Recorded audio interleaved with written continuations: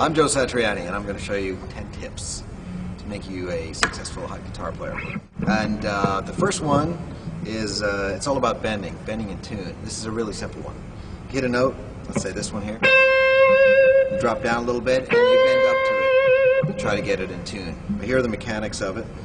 When you play that first note, make sure you're not pushing it down too hard, and make sure that you're not pushing it side to side or anything like that.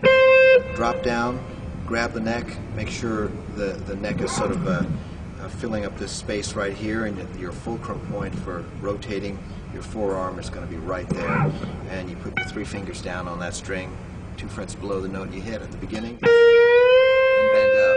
Try to get right there without any vibrato, and then maybe you can try adding different kinds of vibrato to your taste. Try it with other strings, like that. Practice it down here all the way up, so you know exactly what it's supposed to feel like and what it's supposed to sound like, so you can bend into it. Now, let's talk about playing stretching. When I started out, I played this thing here, and that's got a lot of stretch, a lot of hammer on, and pull off. So let's say we scale it back and do a simple exercise to start. It would go like this.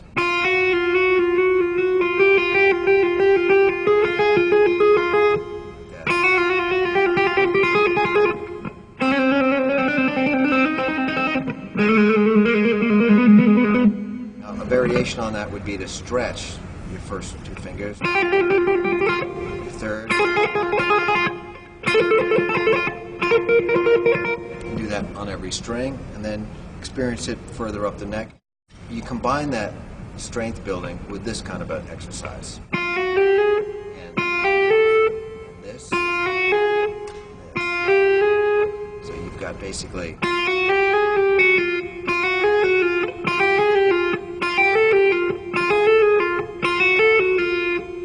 all those variations there. One other thing I used to have my students do was the same kind of hammer-on exercise where you didn't have to worry about what key you're in. It went like this.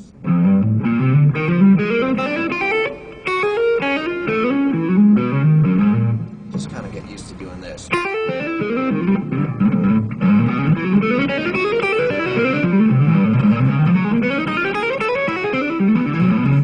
Just to build up your strength. Eventually, when you get around to playing scales, you apply all this flutter, strength, and coordination, and that kind of stuff, and this to scale. This is a great exercise for warming up. I'm not really warmed up right now, so you'll get to see somebody warming up, right?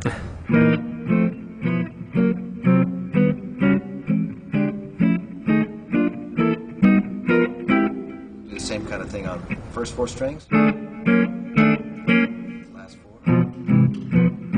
Combine them. First couple of strings. Sort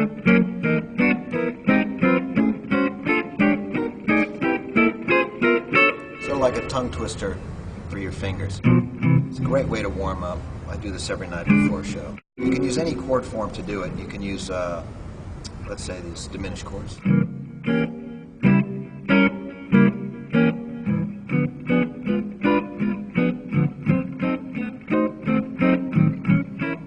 So on and so forth. Again, the idea is to stay loose, work away any kind of tension, don't play if it hurts, and move with as much economy as you possibly can. That's the idea. Here's one that I used to like to do.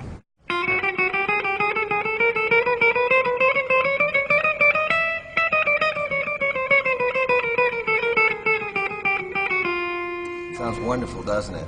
I learned this from a guitar player named Billy Bauer, famous jazz player, and it's a great way to work out picking and fingering that's slightly unusual, not part of your normal idiomatic, rock kind of styling. And when you do it on all the strings, it takes on a whole new sort of technique of its own, because you find you have to lift up your fingers in a different way because of the size of the string, and then as you go up, same thing. When you get to the top or halfway up, let's say at the 12th fret, when you go backwards,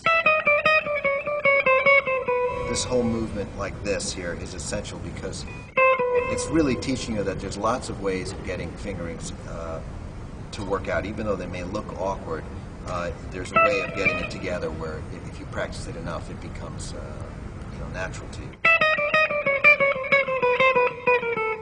Now, to get out of the box of doing scales, just 2 octaves and 3 octaves, something that I learned from Lenny Tristano, the great Lenny Tristano, was not to worry about the timing of when you're playing scales, but really just try to cover the entire neck. So let's say if you're doing this E major, you really wanted to see me play all the way up as far as it could go and all the way down. Don't worry about timing or fingering. The idea is to be able to look down at this neck and really see every key that you want clearly laid out with any number of paths available to you. Another way of doing that would be maybe, let's say if you're practicing an E, just to let that low E ring. Keep hitting it as your pedal point. And try to improvise around the E major scale.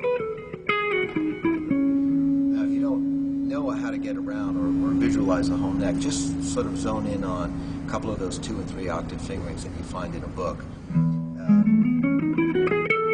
Try to replace a couple of notes. You know what I mean? And then once you find those same notes everywhere, then you time together. So it's just like learning how phrases in different octaves fit on the guitar. You'd have to do the same thing with the other note phrases. 1, 2, 3, 1, 2, 3, 1, 2, 3, like that. And then slowly you start to put it together. I like the improvising method because it still keeps you in the creative mode. It keeps you out of that just practicing and not listening kind of style, which I don't really like.